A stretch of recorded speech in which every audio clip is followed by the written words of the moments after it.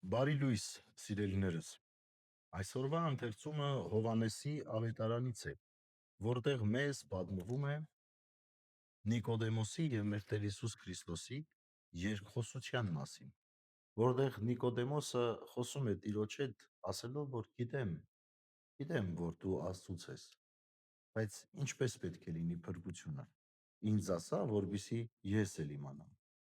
Եվ տեսեք, Տեր այդ երկխոսության մեջ, որտեղ ասում է, որ պիտի մկրտվես, պիտի ծնվես ջրից եւ հոգուց, որպեսզի հավիտենական կյանք ունենաս։ Եվ գեղեցիկ ձևով շարունակում է մի շատ հետաքրքիր հատված, որ կուզեմ ձեզ համար ընթերցել։ Դու մի զարմացիր, որ քեզ ասացի, ձեզ պետք է վերստին ծնվել, որովհետև քամին ուր ուզում է, փչում է, եւ նրա ձայնը լսում ես, բայց չգիտես որտեղից է գալիս կամ ուր է գնում։ Այսպես է եւ ամեն ոք, որ հոգուց է ծնված։ Սիրելիներս, ով ծնվում է Սուրբ Հոգուց, ձեռք է բերում ազատություն։ Այնքան կարևոր ազատություն, որ քամու կերպարի մեջ է մտնում, քամու տեսք է ընդունում։ Որտեղից ուզում փչում է եւ ուր ուզում գնում է։ Այդքան ազատություն է տալիս մեր Տերը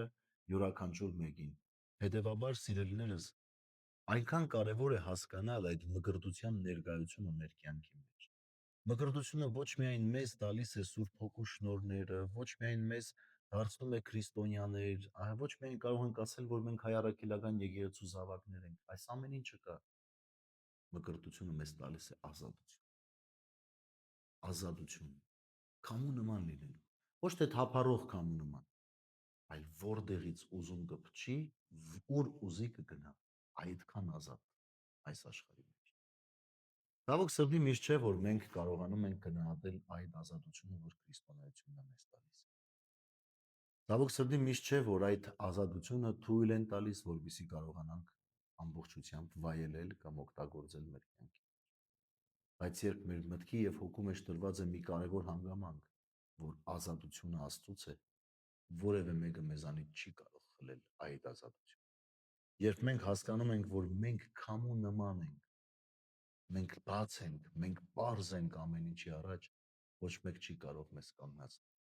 որովհետև քամուն չեն կարող կանգնացնել։ Քամին միշտ ունի ընթացք, քամին միշտ ունի ճանապարհ, քամին միշտ ունի վիճակ, որտեղով ինքը անցնում է։ Հետևաբար, սիրելիներս, երբեմն կյանքում պետք է նաև այդ ազատությունը ճիշտ արժևորել, գնահատել եւ ապրել քամու նման։ Մի մտածեք, պատնես չկա քամի, քամին լայն է, քամին ամենուր է, եւ կփչի, եւ կանցնի, եւ իր ուզած տեղերով կգնա։ Դուք էլ որպես քրիստոնյաներ զգացեք այդ ազատությունը, ի շնորհիվ այն մգրտության, որ ունեք հայ առաքելական եկեղեցու Սուրբ Ավազանից, Սուրբ Միրոնի միջոցով, ձեր մարմնի վրա հաստատված եւ կնքված, ձեր հոգու վրա տաճված եւ նաեւ ձեր հոգին լիցքավորած։ Բարի եւ խաղաղ օր ձեզ բոլորիդ։